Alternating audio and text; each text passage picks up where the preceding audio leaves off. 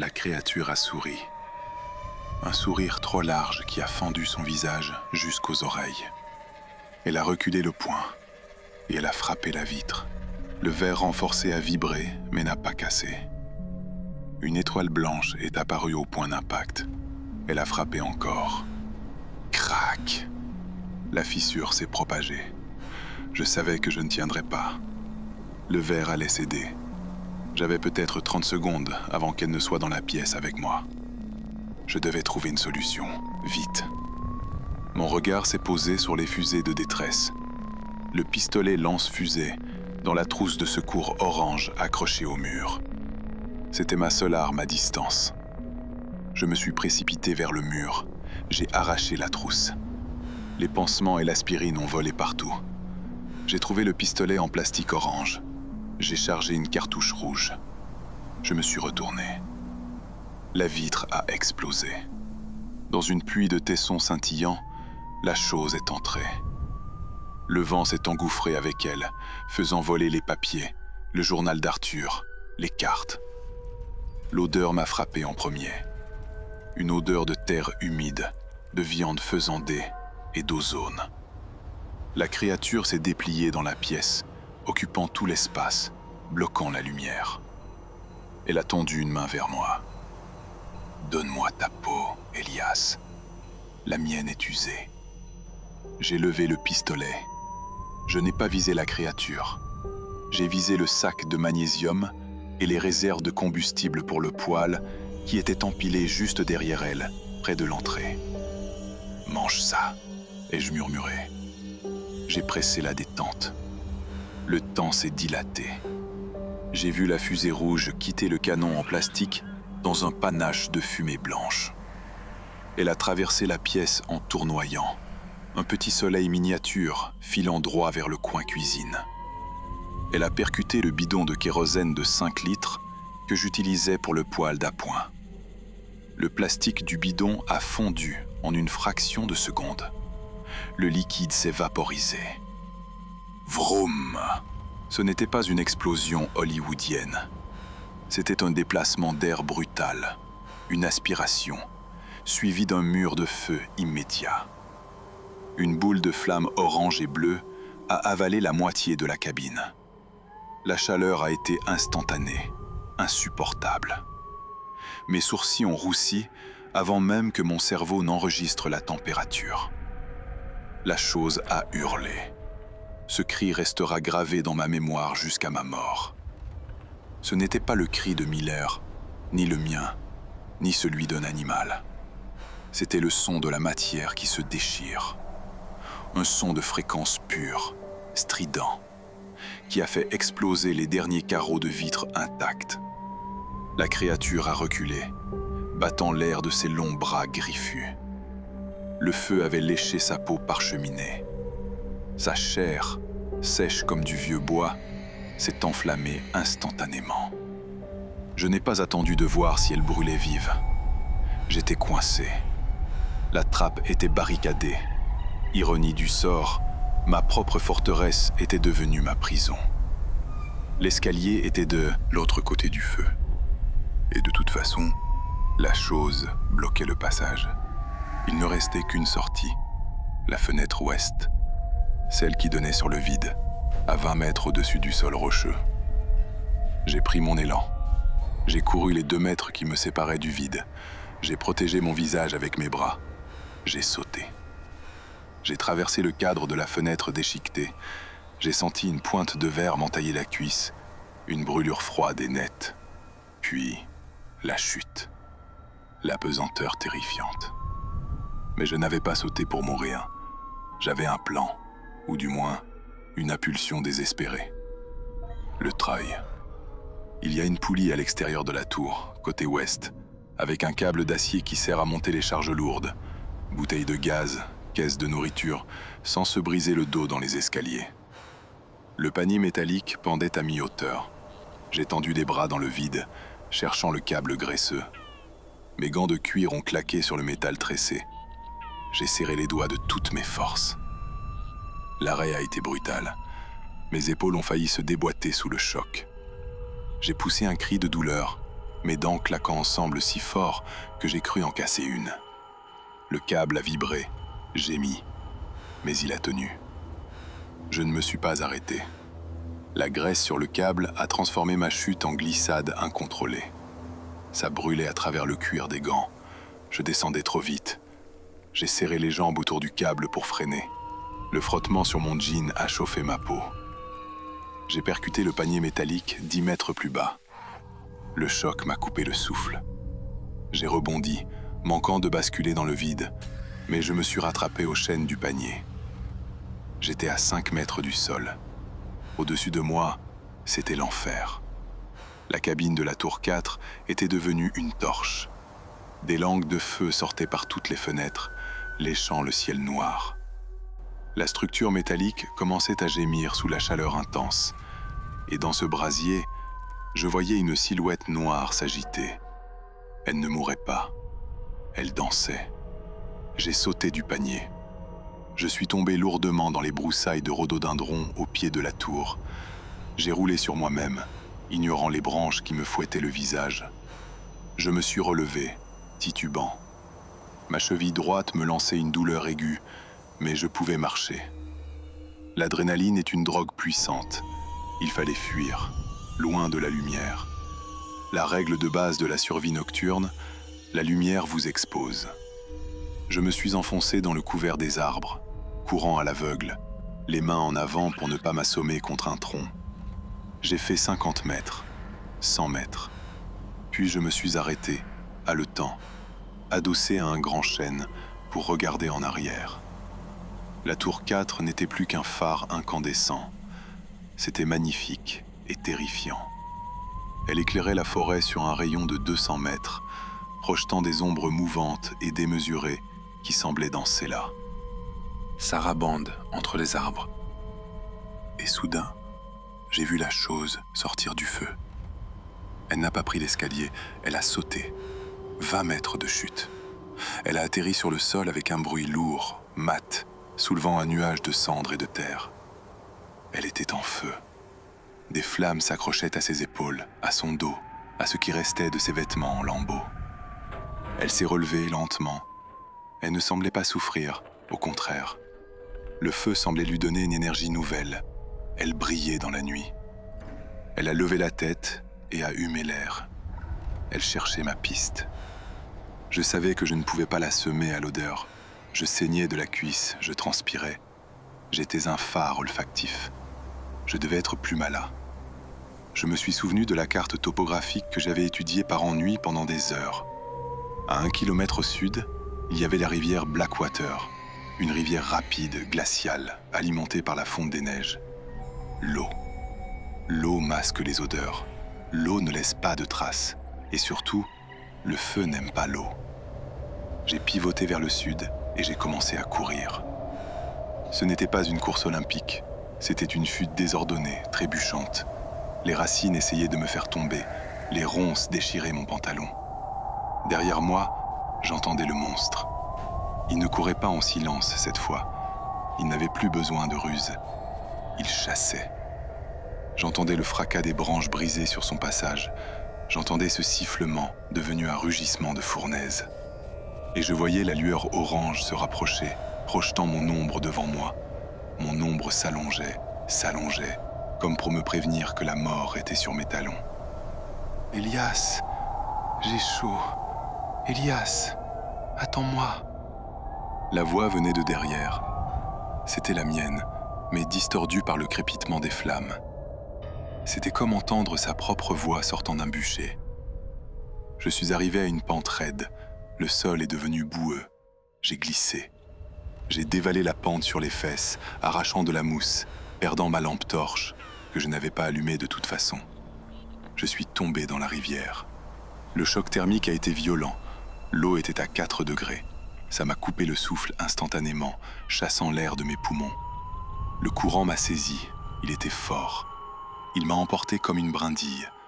J'ai essayé de nager, mais mes vêtements alourdis me tiraient vers le fond. J'ai bu la tasse.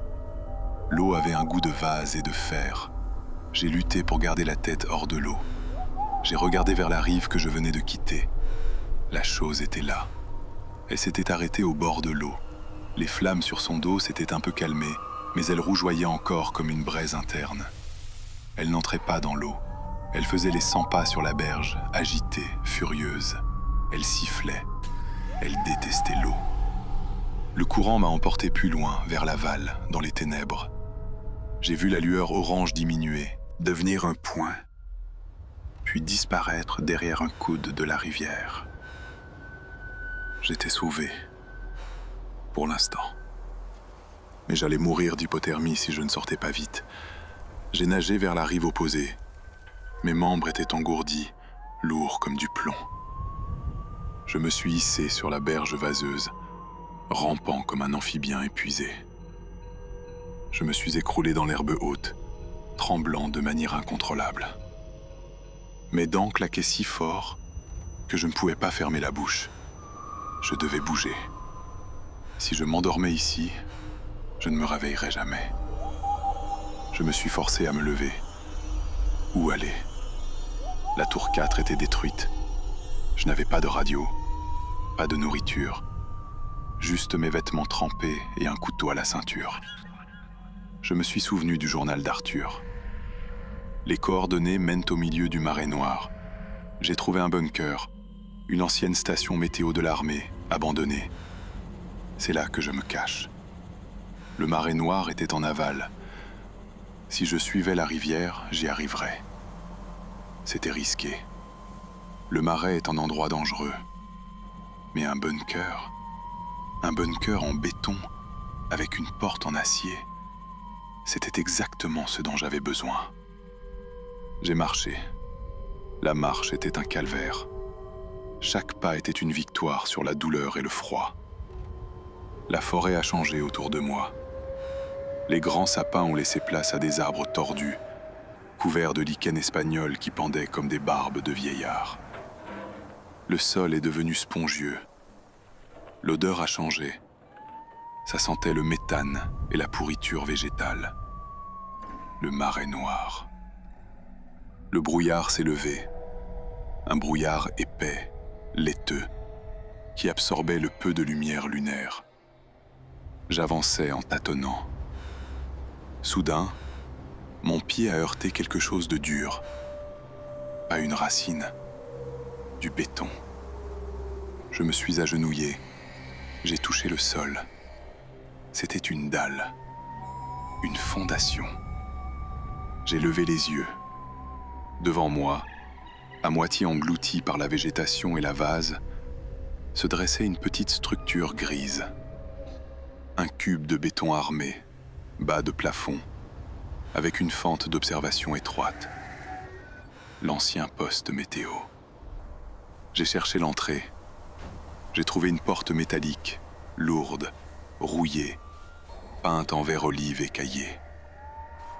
Il y avait une roue de verrouillage, comme dans un sous-marin. J'ai saisi la roue. J'ai forcé. Ça a résisté. La rouille avait soudé le mécanisme. Allez, pitié. J'ai mis tout mon poids. J'ai poussé un cri de rage. Crac! La roue a tourné d'un quart de tour. La rouille a cédé. J'ai tourné encore. Les pennes ont grincé, rétractant leur métal corrodé. J'ai tiré la porte. Elle s'est ouverte dans un gémissement sinistre, révélant une obscurité totale à l'intérieur. Une bouffée d'air vicié m'a sauté au visage. Ça sentait le renfermé, la poussière et autre chose. Une odeur que je commençais à reconnaître. L'odeur de musc rance. J'ai hésité. Était-ce le refuge d'Arthur? Ou était-ce le terrier de la chose? Je n'avais pas le choix. Je gelais sur place. Je suis entré. J'ai refermé la lourde porte derrière moi et j'ai tourné la roue pour verrouiller. Clang. Le bruit du verrouillage m'a donné un sentiment de sécurité précaire. J'étais enfermé dans une boîte en béton. Rien ne pouvait entrer. J'ai tâtonné dans le noir. Mes mains ont rencontré une table, une chaise, des étagères métalliques. J'ai trouvé une boîte d'allumettes sur la table. Miracle, j'en ai craqué une. La petite flamme jaune a illuminé la pièce. C'était bien un abri. Il y avait des boîtes de conserve vides au sol, les rations d'Arthur. Un matelas moisi dans un coin. Et sur le mur, j'ai failli lâcher l'allumette. Le mur du fond était couvert d'écritures, au charbon de bois. Des centaines de fois, la même phrase, couvrant chaque centimètre carré de béton, du sol au plafond, dans une graphie démente qui se chevauchait. Je suis le prochain, je suis le prochain, je suis le prochain, je suis le prochain. Et à Centre, en plus gros, il n'y a pas de sortie. Le bunker n'est pas un abri, c'est un garde-manger. L'allumette m'a brûlé les doigts. Je l'ai lâchée. L'obscurité est revenue. Et dans le noir, venant du coin où se trouvait le matelas, j'ai entendu une respiration. Pas la mienne. Une respiration sifflante, faible, mourante. Qui est là? A croassé une voix. J'ai reculé jusqu'à la porte, le cœur battant à tout rompre. J'ai craqué une deuxième allumette. Je l'ai tenue haut. Sur le matelas, il y avait un homme, ou ce qu'il en restait. Il était maigre, squelettique. Il avait une barbe longue et sale qui lui descendait jusqu'à la poitrine. Il portait des haillons qui avaient dû être un uniforme de l'Office des forêts il y a très longtemps. Il a levé une main tremblante pour se protéger les yeux de la lumière. « Arthur ?» ai-je murmuré. L'homme a écarquillé les yeux. Ils étaient laiteux, aveugles. « Arthur est parti », a-t-il chuchoté avec un sourire édenté. « Arthur est devenu l'arbre. Moi, je suis Jacob. Jacob, l'auteur de la liste. Celui qui était censé être parti pour raison médicale l'année dernière. Il n'était jamais parti. « Tu as fermé la porte, petit ?» a-t-il demandé soudainement, sa voix montant dans les aigus. « Oui, je l'ai verrouillé. » Il s'est mis à rire. Un rire sec, cassé, qui s'est transformé en toux violente. « Idiot, pauvre idiot, tu ne comprends pas. » Il a pointé un doigt osseux vers le plafond du bunker. « La porte, c'est pour nous empêcher de sortir, pas pour l'empêcher d'entrer. Elle est déjà là. » J'ai levé les yeux vers le plafond. Il y avait une grille de ventilation. La grille était arrachée. Elle pendait par une vis. Et le trou noir du conduit de ventilation bâillait juste au-dessus de nous, assez large pour laisser passer un homme, ou quelque chose qui peut se désarticuler. Du trou, une goutte de liquide jaunâtre est tombée. Bloc. Elle a atterri sur la joue de Jacob. Il a fermé les yeux, résigné. « Elle aime quand on est tendre », a-t-il murmuré. Dans le conduit, j'ai entendu le sifflement. Fuite. Le sifflement dans le conduit n'était pas un simple bruit d'air. C'était un langage. Une série de clics, de glissements humides et de soupirs qui résonnaient dans le métal galvanisé comme dans un mégaphone de l'enfer. Fuite. Maman est là. Ouvre la bouche. Jacob, recroquevillé sur son matelas moisi, s'est mis à pleurer. Pas des pleurs de terreur hystérique, mais les larmes silencieuses et continues d'un homme qui a épuisé toutes ses réserves de courage il y a des mois. « Ne la regarde pas », a-t-il chuchoté. « Si tu la regardes dans les yeux quand elle change de peau, tu restes coincé dans le changement. » Je n'ai pas écouté. Je ne pouvais pas détacher mon regard du trou noir au plafond. Une main en est sortie. C'était la main que j'avais vue sur la vitre de la tour, mais elle était différente maintenant. La peau était noire, carbonisée, craquelée comme de la boue séchée. Des plaques de chair rouge vif à vif suintaient en dessous. Le feu de la cabine avait brûlé, mais ne l'avait pas arrêté. Il l'avait juste rendu plus affamé. La créature a agrippé le bord du trou de ventilation. Le métal a gémi et s'est tordu comme du papier d'aluminium sous la pression de ses griffes. Elle a tiré, avec un bruit de succion écœurant, comme un bouchon de vase qu'on arrache. Le reste du corps a glissé hors du conduit. Elle est tombée sur le sol en béton, entre Jacob et moi. L'impact était lourd, mou. Elle s'est relevée lentement, se dépliant comme une araignée cauchemardesque. Dans l'espace confiné du bunker, elle paraissait encore plus grande. Sa tête frôlait le plafond bas. L'odeur de chair brûlée a instantanément rempli la petite pièce, étouffante, nous faisant tousser. Elle a tourné sa tête vers Jacob. Son visage était un masque de ruine. Les lunettes de Miller avaient fondu, fusionnant le plastique et le verre avec la peau du front et des orbites. Elle n'avait plus vraiment de traits, juste une fente béante bordée de dents en aiguille qui souriait au milieu du chaos. « Jacob » a-t-elle susurré. Sa voix n'était plus une imitation parfaite. C'était un gargouillis, comme si sa gorge était remplie de sang ou de cendres. « Ton tour est fini. Tu es périmé. » Jacob a levé les mains, paume ouverte, en signe d'offrande ou de reddition. « Fais vite » a-t-il supplié. « S'il te plaît, ne joue pas. » La créature a ignoré sa prière. Elle aimait jouer.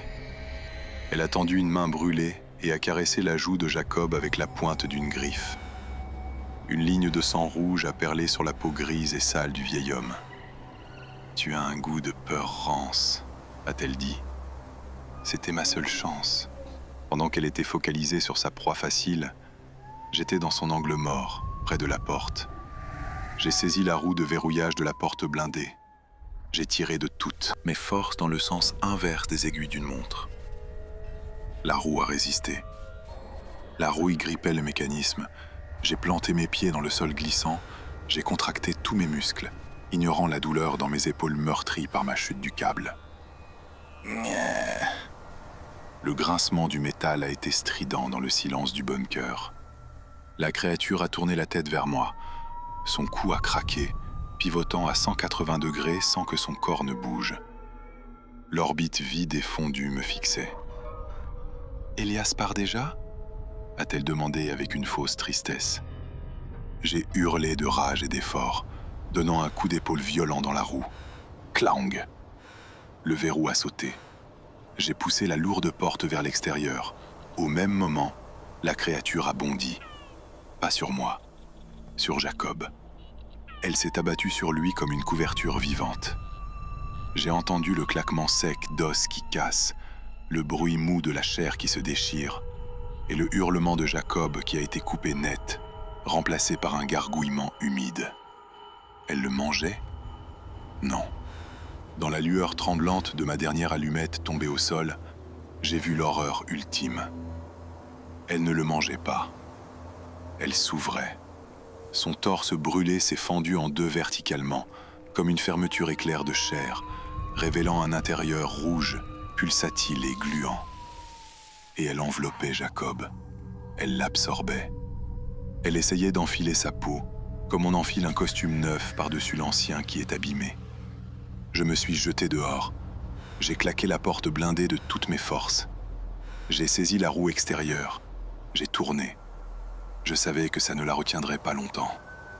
Jacob avait dit « La porte, c'est pour nous empêcher de sortir. » Mais si elle était occupée à changer, j'avais peut-être quelques minutes. J'ai verrouillé la porte. J'ai entendu un impact lourd contre le métal de l'intérieur. Boum! Puis un cri. Ce n'était plus la voix de la créature. C'était la voix de Jacob, mais amplifiée, distordue, hurlant de l'intérieur du monstre. « Laisse-moi sortir. Je suis neuf. Je suis tout neuf. » J'ai reculé, horrifié, et j'ai couru. Je me suis enfoncé dans le brouillard du marais noir.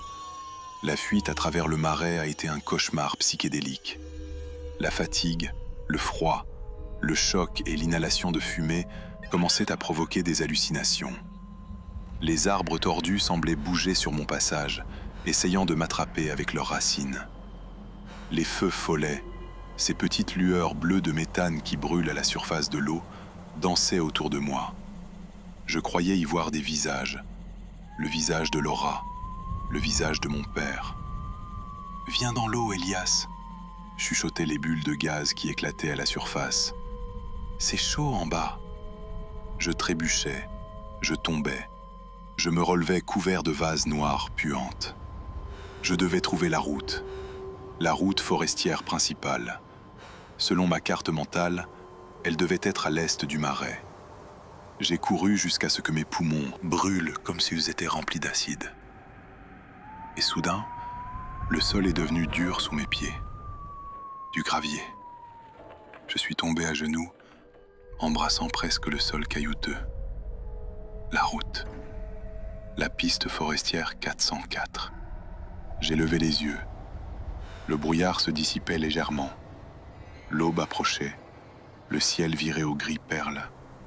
À 50 mètres de moi, garé sur le bas-côté, à moitié caché par des buissons de ronces, il y avait une forme géométrique. Une voiture. Une Jeep Cherokee beige. La Jeep de Miller. L'espoir m'a frappé comme un coup de poing. Une voiture signifiait un moteur. Un moteur signifiait la vitesse. La vitesse signifiait la sortie. Je me suis précipité vers le véhicule. « Miller !» ai-je crié, oubliant toute prudence. « Miller !» Je suis arrivé à la hauteur de la portière conducteur. La vitre était brisée.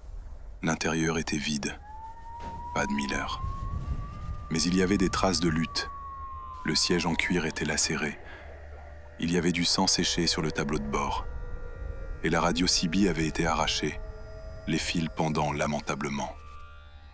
J'ai fouillé la boîte à gants, vide. Pas de clé. J'ai regardé le contact. Pas de clé. Non, non, non, non. J'ai frappé le volant de rage. Je me suis assis sur le siège conducteur, désespéré. J'ai regardé par le pare-brise sale. Et là, sur le capot de la voiture, j'ai vu quelque chose qui était posé bien en évidence. Un trousseau de clés. Avec un petit porte-clés en forme de pomme de pin. Les clés de la Jeep. Pourquoi étaient-elles là? C'était trop facile. C'était une invitation. Prends-les, Elias. Essaie de partir. J'ai regardé autour de moi. La forêt était silencieuse. Trop silencieuse. Même les insectes du marais s'étaient tus. C'était un piège, je le savais. La créature, ou une autre, y en avait-il plusieurs, avait laissé les clés là. Elle voulait une poursuite.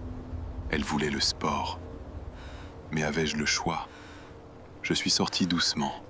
J'ai attrapé les clés sur le capot. Ma peau picotait, s'attendant à sentir des griffes se planter dans mon dos à tout instant. Rien. J'ai sauté dans la voiture. J'ai verrouillé les portes. J'ai mis la clé dans le contact. J'ai tourné. Le moteur a toussé. Une fois. 2 fois. Allez, ma belle, s'il te plaît.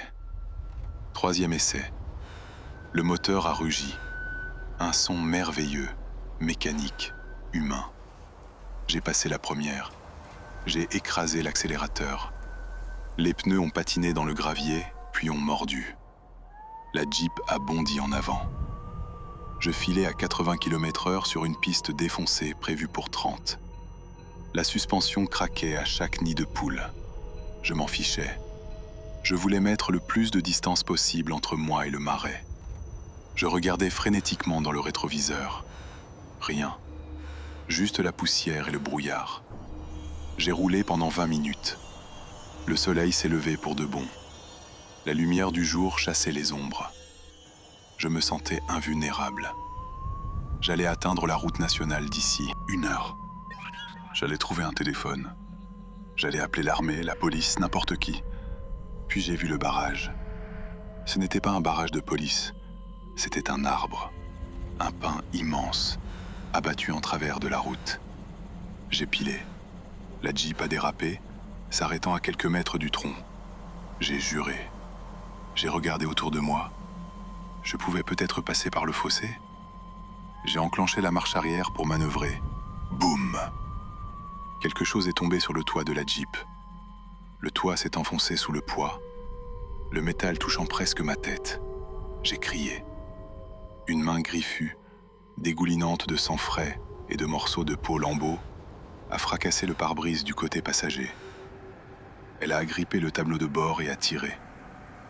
Tout le panneau de plastique a été arraché comme du papier, puis la tête est passée par le trou. Ce n'était plus le visage brûlé et fondu, c'était le visage de Jacob. Mais un Jacob grotesque, mal ajusté. La peau pendait lâchement autour du cou. Un œil était plus haut que l'autre. La bouche ne bougeait pas en synchro avec les mots. Et il portait les vêtements d'Arthur, trop grands pour lui. « Tu roules trop vite, Elias », a dit la chose avec la voix de Jacob, mêlée à un sifflement sous-jacent. « Tu vas avoir un accident. » J'ai hurlé, un cri primal de terreur pure. J'ai lâché l'embrayage. La Jeep a calé.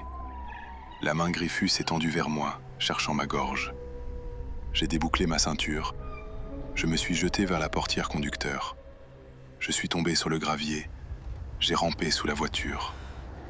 La chose a sauté du toit sur le capot, puis au sol. Je voyais ses pieds. Des pieds nus. L'un était un pied humain, celui de Jacob, pâle et veineux. L'autre était une patte noire, griffue, avec un talon inversé. La transformation n'était pas finie. Elle était asymétrique.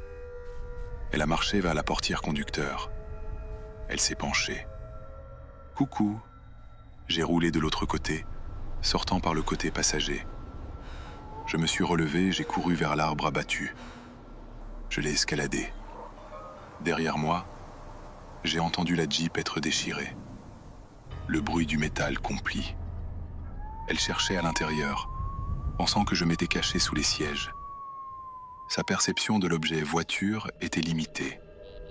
Elle ne comprenait pas que j'étais déjà dehors.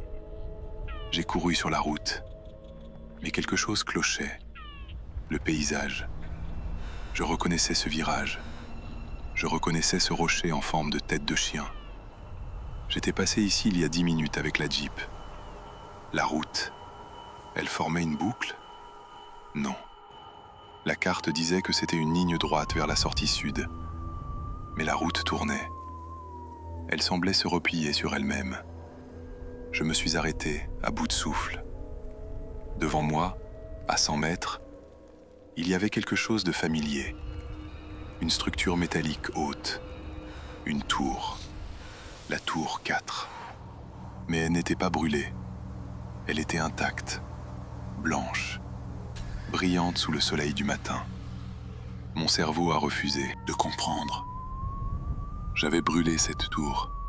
J'avais vu les flammes monter à 20 mètres. J'avais vu la structure noircir. Pourtant, elle était là, parfaite, comme au premier jour. J'ai regardé ma montre. 8 heures. L'aiguille des secondes avançait, puis reculait. Tic, tac, tic, tac. J'ai compris. Jacob avait écrit « Nous sommes les sucs gastriques. Nous sommes là pour digérer le temps. » Le village qui n'existe pas. La route qui revient toujours au centre. Je n'étais pas sorti de la zone. Je n'étais jamais sorti. Le feu, la fuite, la rivière, le bunker. Est-ce que tout cela était réel ? Ou était-ce une hallucination créée par le lieu pour me fatiguer, pour m'attendrir avant la consommation ? Je me suis approché de la tour, comme un somnambule. Il n'y avait pas de fumée, pas de cendre. Au pied de l'escalier, il y avait une Jeep. La Jeep de Miller, intacte. Le moteur cliquetait en refroidissant. Et Miller était là, le vrai Miller, ou une copie parfaite. Il était debout près de la voiture, ses lunettes d'aviateur sur le nez, regardant vers le haut de la tour. Il s'est retourné en m'entendant approcher. Il n'avait pas l'air surpris. Il avait l'air... là. « Vous êtes en retard pour l'appel de 8 heures, Elias », a-t-il dit d'une voix neutre. J'ai reculé. « Miller, c'est vous ?»« Bien sûr que c'est moi. Qui voulez-vous que ce soit ?»« La tour, elle a brûlé. J'ai mis le feu. Il y avait un monstre. Jacob. Le bunker. » Miller a soupiré. Il a retiré ses lunettes. Ses yeux étaient normaux, bleus, fatigués. « Le mal de l'altitude, a-t-il dit doucement. C'est ce que j'avais dit. Ça vous joue des tours, petit. Vous hallucinez. Il n'y a pas de monstre. Il n'y a pas de feu. Regardez. Il a pointé la tour. Là-haut, sur la passerelle, une silhouette est sortie de la cabine. C'était un homme jeune. Il portait une veste Gore-Tex rouge. Il tenait une tasse de café. Il s'est penché à la rambarde et nous a fait signe. C'était moi. C'était Elias. Le Elias d'il y a 6 jours. Celui qui venait d'arriver. Je me suis regardé. Mes vêtements étaient en lambeaux, couverts de boue et de sang. Je puais la fumée. J'ai regardé l'Elias de là-haut. Il était propre, innocent. Qu'est-ce que c'est que ce bordel ? Ai-je chuchoté. Miller s'est approché de moi. Il a posé une main lourde sur mon épaule. Sa main était froide, glaciale. C'est le cycle, Elias. Jacob l'avait compris trop tard. Arthur aussi. Il s'est penché à mon oreille. Vous n'êtes pas le guetteur, Elias. Vous n'avez jamais été le guetteur. Il a pointé l'homme en haut de la tour. Lui, c'est le guetteur. Il vient d'arriver. Il a toute la vie devant lui. Puis il a pointé un doigt vers moi. Vous êtes l'épreuve. Je l'ai regardé, incrédule. L'épreuve ? La forêt a besoin de peur pour grandir. Elle a besoin d'histoire. D'où croyez-vous que viennent les légendes ? Il faut quelqu'un pour gratter à la porte. Il faut quelqu'un pour siffler la nuit. Il faut quelqu'un pour porter le manteau jaune. Il a sorti de sa poche un paquet plié, un ciré jaune. Votre uniforme, Elias. Mettez-le. J'ai voulu fuir. J'ai voulu le frapper. Mais mes jambes ne répondaient plus. Je sentais mes pieds s'enfoncer dans le gravier de la route. J'ai regardé mes bottes. Elles disparaissaient. Non, elles ne disparaissaient pas. Elles changeaient. Le cuir brun devenait gris, rugueux. Il devenait de l'écorce. Mes jambes fusionnaient. Mes orteils s'allongeaient, plongeant dans la terre, perçant la semelle, devenant des racines avides. « Non !» ai-je crié. « Je suis humain. Je suis Elias. »« Plus maintenant, » a dit Miller en reculant. « Maintenant, vous êtes l'homme d'en bas.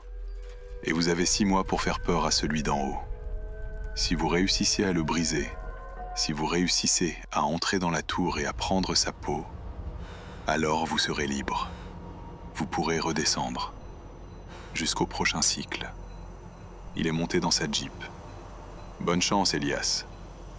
Essayez le sifflement d'oiseau. Ça marche toujours bien au début. » Il a démarré. Je ne pouvais plus bouger. J'étais planté là, à la lisière des arbres, à 50 mètres de la tour. Je sentais la sève monter dans mes veines, froide et lente, remplaçant mon sang chaud. Ma peau durcissait, devenant du bois mort. Mes bras se sont levés, contre ma volonté, se figeant dans une pose tordue, comme une main griffue tendue vers la tour. En haut, sur la passerelle, le nouveau moi a sorti ses jumelles. Il m'a regardé. Je voulais lui crier de fuir, de brûler la tour tout de suite, de ne pas lire la note. Mais quand j'ai ouvert la bouche pour crier, aucun son humain n'est sorti. Juste le grincement du bois dans le vent. Et une envie irrésistible, affamée, de siffler. Il n'y a pas de douleur quand on devient bois. C'est la première chose que j'ai apprise. Je m'attendais à une agonie, à sentir mes os se briser pour devenir des branches, ma peau se déchirer pour devenir de l'écorce. Mais la forêt n'est pas cruelle de cette façon. Elle est anesthésiante. La transformation a été une sorte d'endormissement lourd. Mes jambes ont cessé d'être des jambes pour devenir des piliers. Je sentais l'humidité de la terre profonde remonter le long de mes tibias.